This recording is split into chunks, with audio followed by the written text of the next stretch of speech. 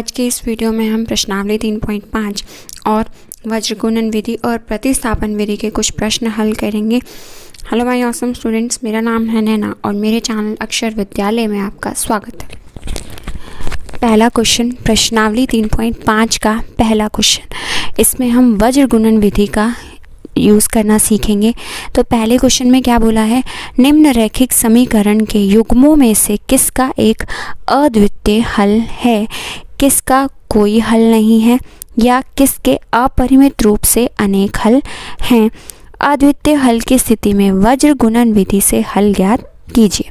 ठीक है, तो कैसे पता लगा सकते हैं कि किसका अद्वितीय हल है, किसका कोई हल नहीं है, या किसके अपरिमित रूप से अनेक हल हैं। ये मैंने आपको पिछली वीडियो में सिखाया था कि हमारे पास एक जो रूल है वो क्या है कि हमें क्या निकालना होता है, A1/A2 और B1/B2 और C1/C2। इसके रिज़ल्ट के बेसिस पे हम पता लगाते हैं कि हमारा ये अद्वितीय हल है या अपरिमित रूप से, या कौन सा हल है। ठीक है जी। अब A1 A2 B1 B2 कैसे हैं ये भी हमने पिछली वीडियो में सीखे थे। तो क्या होते हैं, हमारी स्टैंडर्ड फॉर्म क्या है, A1x plus B1y plus C1 बराबर 0। इसी तरह से A2x plus B2y plus C2 बराबर 0। तो A1 की वैल्यू क्या है, x के साथ क्या लिखा है यहाँ पर A1, यहाँ क्या लिखा है, कुछ नहीं लिखा, यानी कि इसकी वैल्यू क्या है 1। तो A1 की वैल्यू कितनी हो गई मेरी 1। इसी तरह से A2 की वैल्यू क्या हो जाएगी, A2 कितना हो जाएगा मेरा 3। B1 के साथ B1 की वैल्यू यहाँ पे कितनी है मेरी -3। इसी तरह से यहाँ y के साथ B2 लिखा है, यहाँ y के साथ क्या लिखा है -9। ठीक है, C1 कितना है, C1 है मेरा -3। अगर आप ध्यान से देखोगे तो C1 की वैल्यू कितनी है -3 और C2 की वैल्यू कितनी है मेरी -2। ठीक है, अब मुझे ये वाली सारी वैल्यूज़ निकालनी है, 3 एकम 3 और ये 1 दिया। तो ये मेरे पास क्या आ गया, A1/A2 आ गया 1/3, B1/B2 भी कितना आ गया मेरे पास 1/3, लेकिन जो C1/C2 है वो मेरे पास कितना आया 3/2। तो ये दोनों तो बराबर आ गए, लेकिन ये मेरा बराबर नहीं आया। तो टेबल में हमने क्या सीखा था, जब हमारा A1/A2 B1/B2 के बराबर तो होता है, लेकिन C1/C2 के बराबर नहीं होता, तो कौन सा हल होता है, कोई हल नहीं है। ठीक है जी, तो यानी कि इन समीकरणों का कोई भी हल नहीं है। क्वेश्चन में आगे क्या बोला उन्होंने कि अद्वितीय हल की स्थिति में, अगर अद्वितीय हल होगा तो उसका हमें वज्रगुणन विधि से हल ज्ञात करना है, वरना हमें हल ज्ञात नहीं करना है। बस हमारा क्वेश्चन यही ख़त्म कि इसका कोई भी हल नहीं है। ठीक है, इसी तरह से पहले क्वेश्चन का दूसरा पार्ट, 2x प्लस y बराबर 5 और 3x प्लस 2y बराबर 8। अब हमारी स्टैंडर्ड फॉर्म क्या होती है, A1x plus B1y plus C1 बराबर 0 और इधर से A2x plus B2y plus C1 बराबर 0। अब आप देख रहे हो कि जो C1 है वो इक्वल टू के इधर लिखा हुआ है स्टैंडर्ड फॉर्म में, तो मुझे भी अपनी इक्वेशंस को इसी तरह से बनाना पड़ेगा ताकि हमारे क्वेश्चन में साइन की गलती ना हो। ये प्लस का 5 है तो दूसरी तरफ जाके किसका हो जाएगा -5। इसी तरह से 3x प्लस 2y, ये 8 इधर प्लस का है तो इधर जाके किसका हो जाएगा माइनस का। ठीक है जी, तो अब मुझे क्या निकालना है, मुझे वही निकालना है A1/A2 B1/B2 और C1/C2। x के साथ क्या लिखा है A1, यहाँ x के साथ क्या लिखा है 2, तो A1 की वैल्यू हो गई 2। x के साथ A2, यहाँ x के साथ कितना लिखा है 3, तो A2 की वैल्यू हो गई 3। इसी तरह से B1 के साथ y के साथ कितना लिखा है 1 और नीचे B2 सेकंड दूसरी इक्वेशन में b के साथ, दूसरे समीकरण में b के साथ क्या लिखा है 2, तो ये आ गया 2।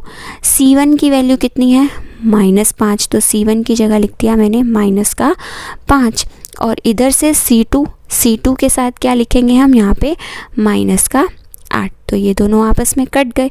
अब आप देख रहे हो कि A1 बटा A2, B1 बटा B2 और C1 बटा C2 कोई भी आपस में बराबर नहीं है। इस केस में हमारे पास कौन से हल होते हैं? अद्वितीय हल।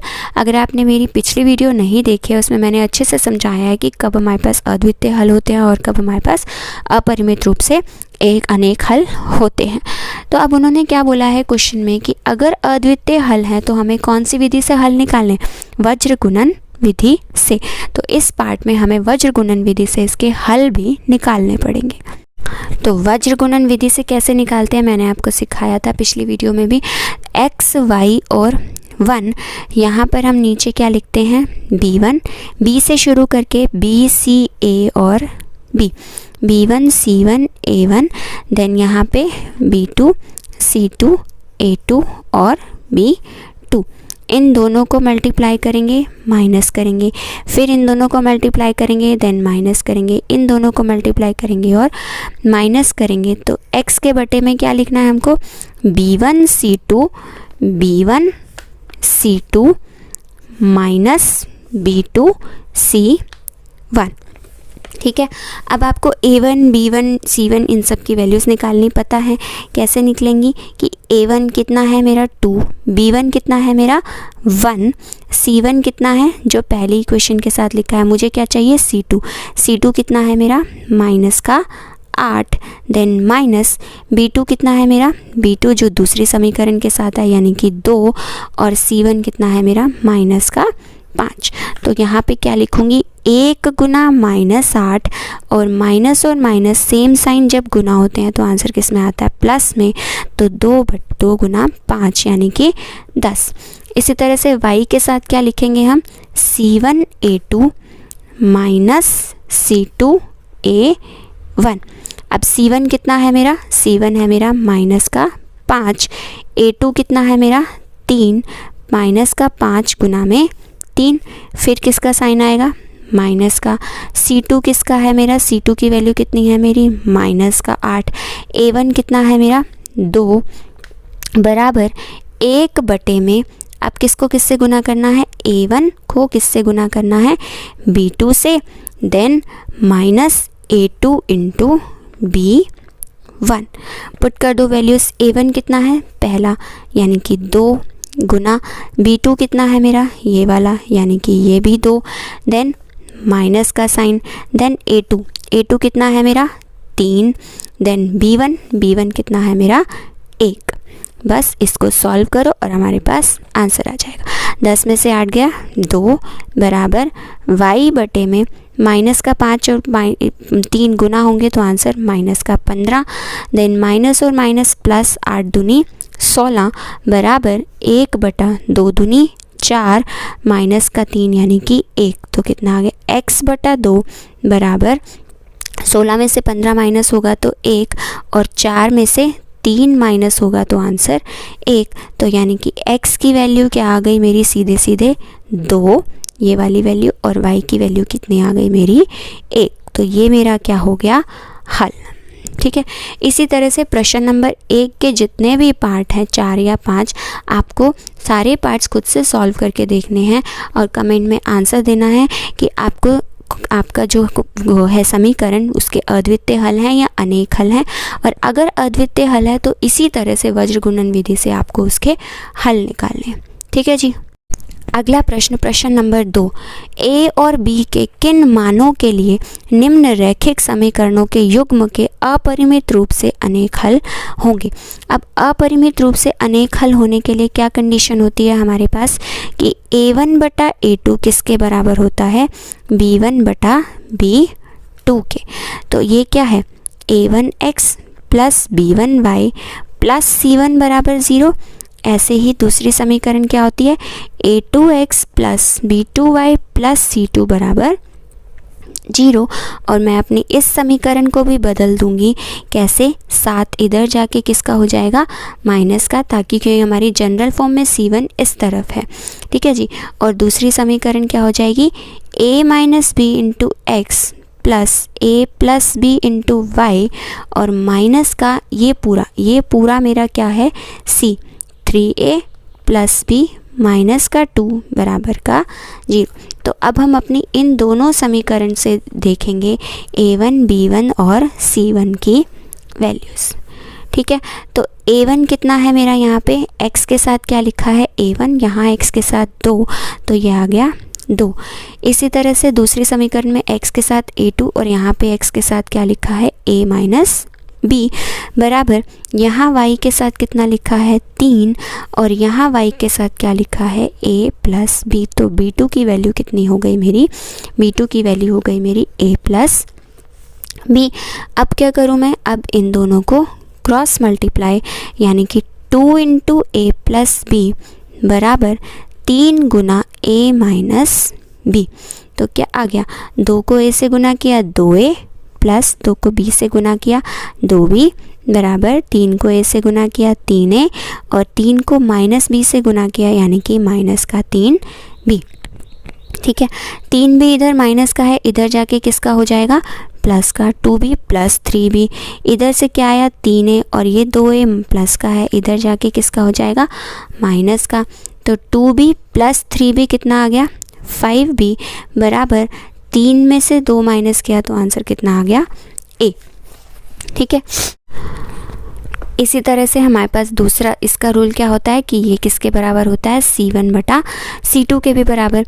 तो हमने अभी इन दोनों को लिया था, अब हम इन दोनों को ले लेते हैं, यानी कि b1 बटा b2 किसके बराबर होता है c1 बटा c2 के। तो अब क्या करूँ, b1 की वैल्यू क्या है मेरी 3 बटे में b2 की वैल्यू कितनी है, यहाँ b2 y के साथ b2 लिखा है, यहाँ y के साथ a प्लस b बराबर c1 कितना है मेरा यहाँ पे माइनस का 7 बटे में c2 कितना है, ये पूरी वैल्यू माइनस में 3a प्लस b माइनस 2।